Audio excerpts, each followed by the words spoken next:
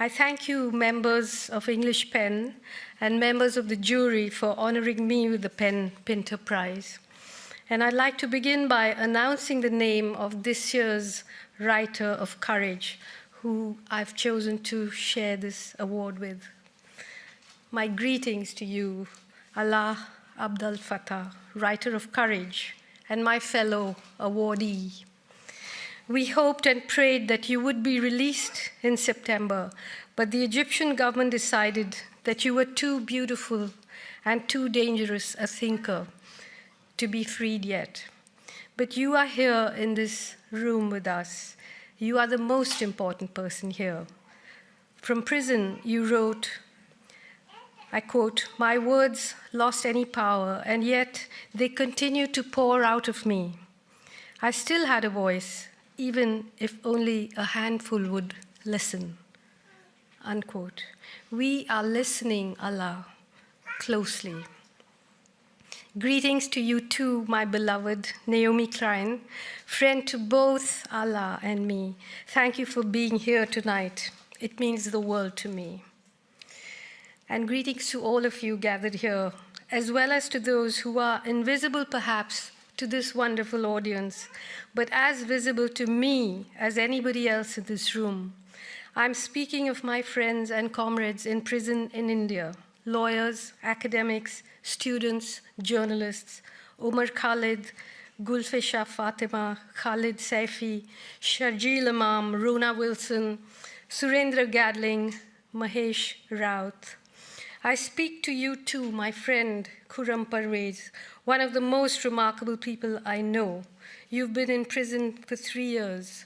And you too, Irfan Mehraj, and to the thousands incarcerated in Kashmir and across the country whose lives have been devastated. When Ruth Borthwick, chair of English Pen and of the Pinter panel, first wrote to me about this honor, she said, "The Pen Pinter Prize is awarded to a writer who has sought to define, quote, the real truth of our lives and our societies through unflinching, unswerving, fierce intellectual determination." That's a quote from Harold Pinter's Nobel Prize acceptance speech. The word unflinching made me pause for a moment, because I think of myself as someone who's almost permanently flinching. I would like to dwell a little on the theme of flinching and unflinching, which may be best illustrated by Harold Pinter himself. And I quote, "I was present at a meeting at the US Embassy in London in the late 1980s. The United States Congress was about to decide whether to give more money to the Contras in their campaign against the state of Nicaragua. I was a member of a delegation speaking on behalf of Nicaragua, but the most important member of this delegation was a Father John Metcalf. The leader of the US body was Raymond Seitz, then number 2 to the ambassador, later ambassador himself. Father Metcalf said, 'Sir, I am in charge of a parish in the north of Nicaragua. My parishioners built a school, a healthcare center, a cultural center. We have lived in peace. A few months ago, a Contra force attacked the parish. They destroyed everything, the school, the health center, the cultural center.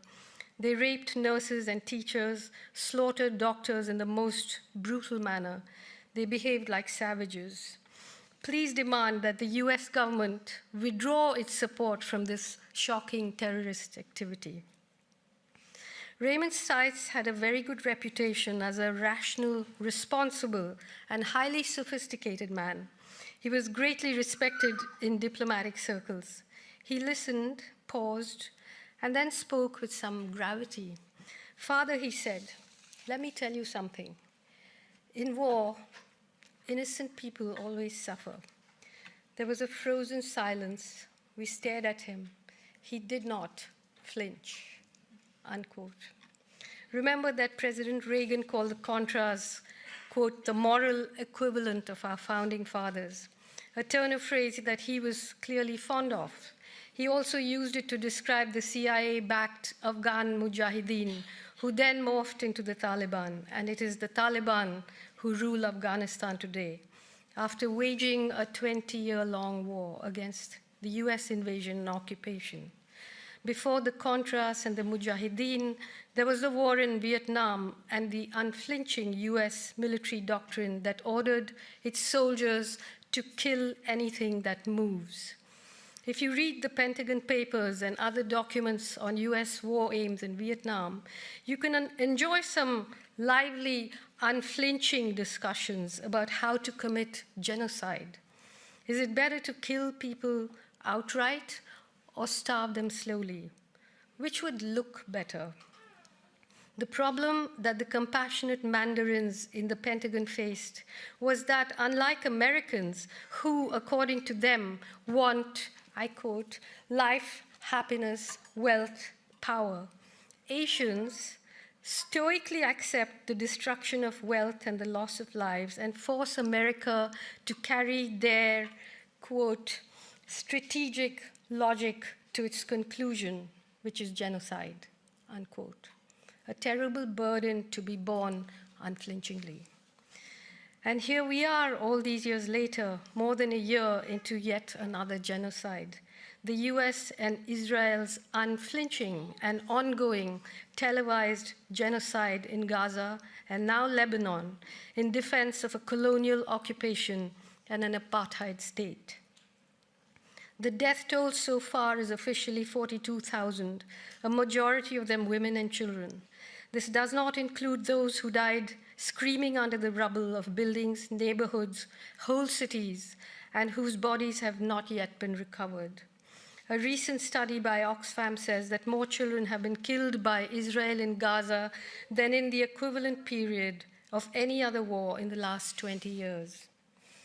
To assuage their collective guilt for their early years of indifference towards one genocide, the Nazi extermination of millions of European Jews, the United States and Europe have prepared the grounds for another.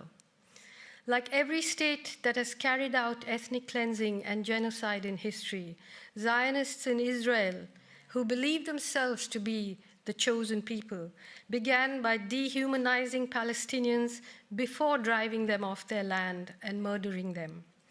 Prime Minister Menachem Begin called Palestinians two-legged beasts. Yitzhak Rabin called them grasshoppers who could be crushed.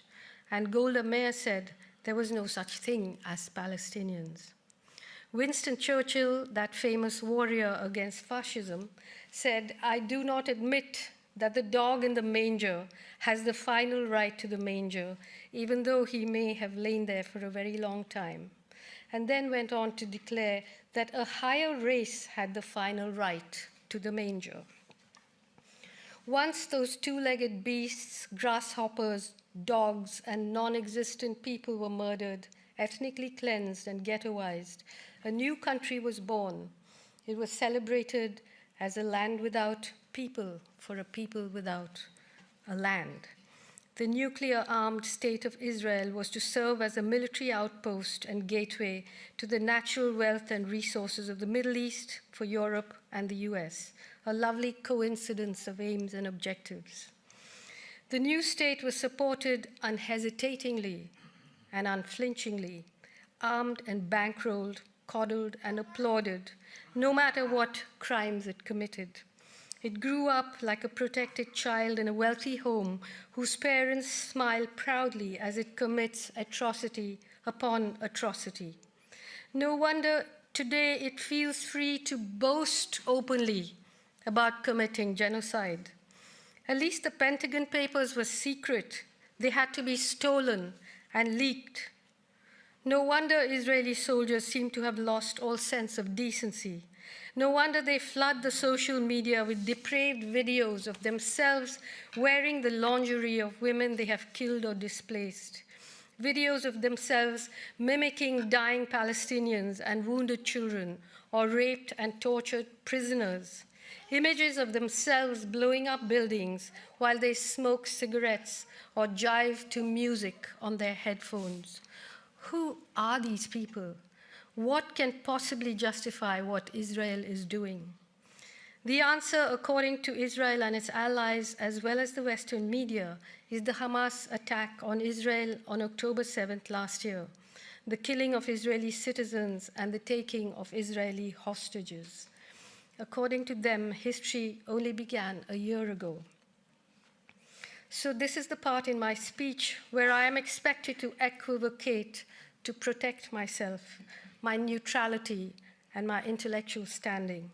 This is the part where I'm meant to lapse into moral equivalence and condemn Hamas, the other militant groups in Gaza, and their ally Hezbollah in Lebanon for killing citizens, taking people hostage, and to condemn the people of Gaza who celebrated the Hamas attack. Once that's done, it all becomes easy, doesn't it? Ah, well, everyone's terrible. What can one do? Let's go shopping instead. I refuse to play the condemnation game. Let me make myself clear. I do not tell oppressed people how to resist their oppression or who their allies should be. When the US President Joe Biden met with Prime Minister Benjamin Netanyahu and the Israeli War Cabinet during a visit to Israel in October 2023, he said, "I don't believe you have to be a Jew to be a Zionist, and I am a Zionist." Unlike President Joe Biden, who calls himself a non-Jewish Zionist and unflinchingly bankrolls and arms Israel while it commits its war crimes, I'm not going to declare myself or define myself in any way that is narrower than my writing. I am what I write. I'm acutely aware that being the writer that I am, the non-Muslim that I am, and the woman that I am, it would be difficult, perhaps impossible, for me to survive very long under the rule of Hamas, Hezbollah, or the Iranian regime. But that is not the point here. The point is to educate ourselves about the history and the circumstances under which they came to exist.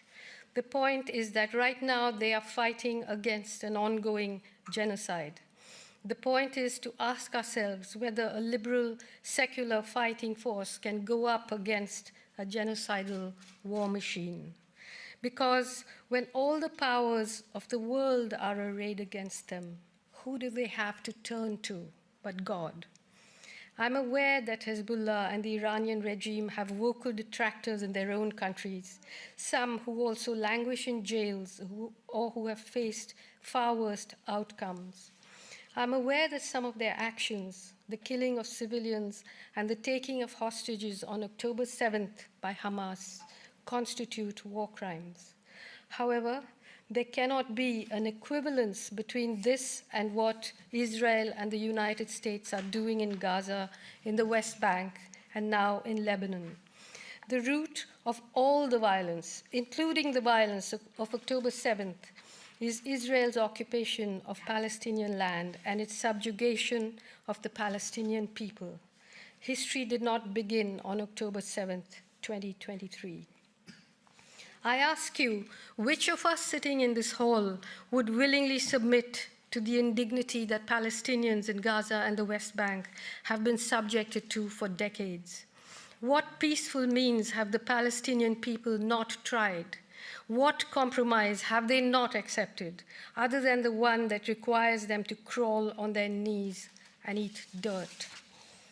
Israel is not fighting a war of self-defense. It is fighting a war of aggression, a war to occupy more territory, to strengthen its apartheid apparatus, and tighten its control on Palestinian people and the region.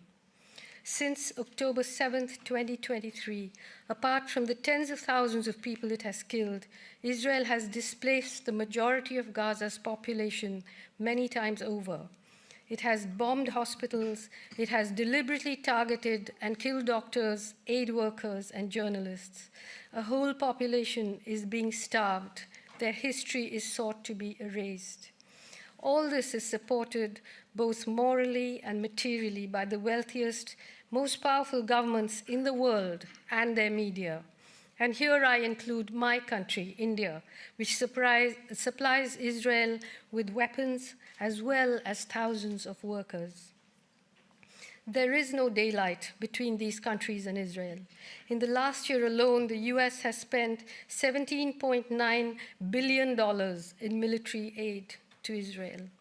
So let us once and for all dispense with the lie about the US being a mediator, a restraining influence, or as Alexandria Ocasio-Cortez, considered to be on the extreme left of mainstream US politics, put it, working tirelessly for a ceasefire. A party to the genocide cannot be a mediator. Not all the power and money, not all the weapons and propaganda on earth can any longer hide the wound that is Palestine, the wound through which the whole world, including Israel, bleeds. Polls show that a majority of the citizens in the countries whose governments enable the Israeli genocide have made it clear that they do not agree with this. We have watched the marches of hundreds of thousands of people, including a young generation of Jews who are tired of being used, tired of being lied to. Who would have imagined that we would live to see the day when German police would arrest Jewish citizens for protesting against Israel and Zionism and accuse them of anti-Semitism? Who would have thought that the US government would, in the service of the Israeli state, undermine its cardinal principle of free speech by banning pro-Palestine slogans? The so-called moral architecture of Western democracies, with a few honorable exceptions, has become a grim laughingstock in the rest of the world. When Benjamin Netanyahu holds up a map of the Middle East in which Palestine has been erased and Israel stretches from the river to the sea, he is applauded as a visionary who's working to realize the dream of a Jewish homeland. But when Palestinians and their supporters chant, "From the river to the sea, Palestine will be free," they are accused of explicitly calling for the genocide of Jews. Are they really? Or is that a sick imagination projecting its own darkness onto others? An imagination that cannot countenance diversity, cannot countenance the idea of living in a country alongside other people, equally with equal rights, like everybody else in the world does. An imagination that cannot afford to acknowledge that Palestinians want to be free, like South Africa is, like India is, like all countries that have thrown off the yoke of colonialism are, countries that are diverse, deeply, maybe even fatally flawed, but free. When South Africans were chanting their popular rallying cry, "Amandla, power to the people," were they calling for the genocide of white people? They were not. They were calling for the dismantling of the apartheid state, just as Palestinians are. The war that has begun now will be terrible, but it will eventually dismantle Israeli apartheid. The whole world will be far safer for everyone, including for Jewish people, and far more just. It will be like pulling an arrow from our wounded heart. If the US government withdrew its support of Israel, the war could stop today. Hostilities could end right this minute. Israeli hostages could be freed. Palestinian prisoners could be freed. The negotiations with Hamas and the other Palestinian stakeholders that must inevitably follow the war could instead take place now and prevent the suffering of millions of people.